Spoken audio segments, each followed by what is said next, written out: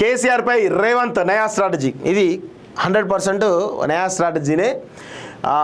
గులాబీ నేత ఎవరైతే కేసీఆర్ ఉన్నాడో ఆయన ఇరుకున పెట్టేటువంటి ప్రయత్నం తప్ప ఆయనను ఇరుకున పెట్టే ప్రయత్నం చాలా పద్ధతిగా జరుగుతూ ఉంది. ఆయనను తెలంగాణ సమాజం ముందు ఒక దోషిగా నిలబెట్టేటువంటి ప్రయత్నం చాలా బలంగా జరుగుతుంది. మరి ఆయన వస్తాడా రాడా, రేవంత్ ఎత్తుగడలకు పై ఎత్తుగడలు ఎలా వేస్తాడు అనేది ఇక్కడ స్పష్టంగా మనం గుర్తుపెట్టుకోవాల్సిన అవసరం అయితే ఉంది. కేసీఆర్పై రేవంత్ నయా స్ట్రాటజీ. గులాబీ అధినేతపై వ్యక్తిగత విమర్శలకు ఫుల్ స్టాప్. సలహాలు సూచనల కోసం అప్పీలు. ఉత్సవాలకు రావాలని ఇన్విటేషన్. శాసనసభకు వస్తే అటాక్ చేయాలనే ప్లాన్, లేకపోతే ప్రజాభవన్లో ఇరికించేటువంటి వ్యూహం అంటూ చూస్తాను. పాపం తన యొక్క మార్క్ ఆవేశాన్ని దాటుకొని కూడా ఈరోజు రేవంత్ రెడ్డి గారు కేసీఆర్ను ఆహ్వానిస్తూ ఉన్నారు.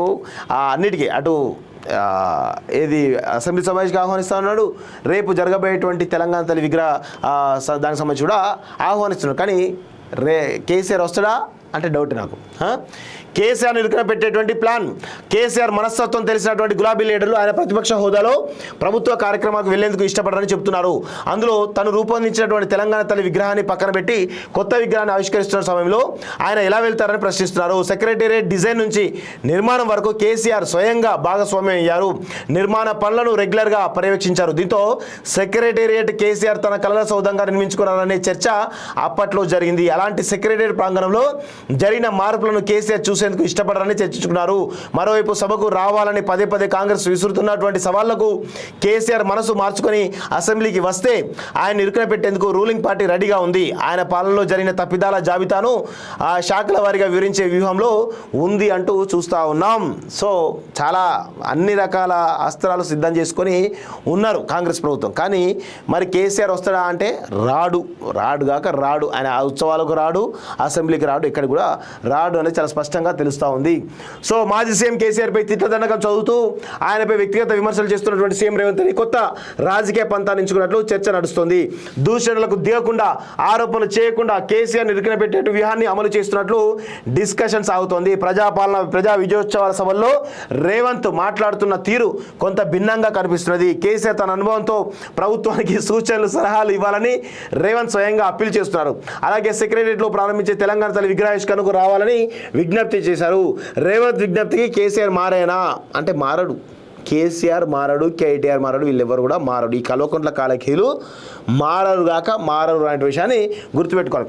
అపాయింట్మెంట్ కోసం వెయిటింగ్ అట. సాధారణంగా సీఎంను కలిసేందుకు ముందుగా ఆయన అపాయింట్మెంట్ తీసుకోవడం సహజం. ఎందుకంటే ఆయనకు ఉండే పని ఒత్తిళ్లతో రోజంతా బిజీగా ఉంటారు. కానీ ప్రభుత్వం ప్రతిపక్ష నేత కేసీఆర్ అపాయింట్మెంట్ కోసం ఎదురు చూస్తోంది. ఈ నెల 9న సెక్రటేరియట్లో ఆవిష్కరించే తెలంగాణ తల్లి విగ్రహావిష్కరణకు రావాలని ఆహ్వానించేందుకు సమయం కోరింది. కానీ ఇంతవరకు ఆయన ఆఫీస్ నుంచి ఎలాంటి ఆన్సర్ రాలేదని చర్చ ప్రభుత్వ వర్గాల్లో జరుగుతున్నది. ఈ ఏడాది జూన్ 2న రాష్ట్ర ఆవిర్భావ వేడుకలకు రావాలని ప్రోటోకాల్ సలహాదారు హర్కర్ వేణుగోపాల్ స్వయంగా కేసీఆర్ ఇంటికి వెళ్ళి ఇన్విటేషన్ ఇచ్చారు. కానీ ఆయన మాత్రం ఆ వేడుకలకు హాజరు కాదు. ప్రతిపక్ష హోదాలో కేసీఆర్ను కాంగ్రెస్ ప్రభుత్వం ప్రతిసారి గౌరవించేందుకు ప్రయారిటీ ఇస్తున్నది. ప్రభుత్వ పరంగా జరిగే వేడుకలకు ఆయనకు ఇన్విటేషన్లు పంపుతున్నారు. కానీ ఆయన మాత్రం రావడం లేదనే సంకేతాలు ప్రజల్లోకి పంపేందుకు ఓ ప్లాన్ ప్రకారం ఇన్విటేషన్ల ప్రోగ్రాంను ఎంచుకున్నట్లు చర్చ జరుగుతున్నది.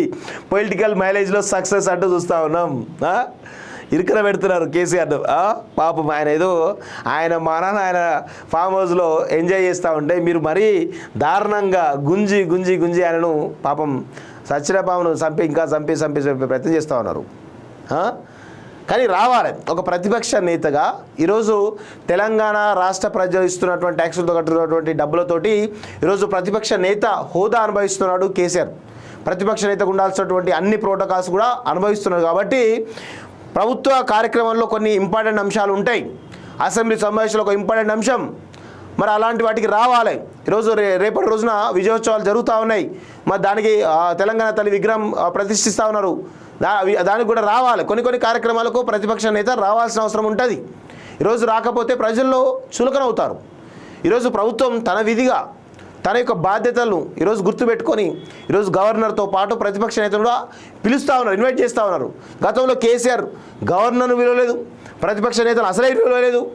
కేవలం తన యొక్క ఏదో రాచరిక పోకలతోటి తన యొక్క ఇంట్లో ఫంక్షన్ అయినట్టు చేసుకున్న సందర్భాలు చాలా ఉన్నాయి.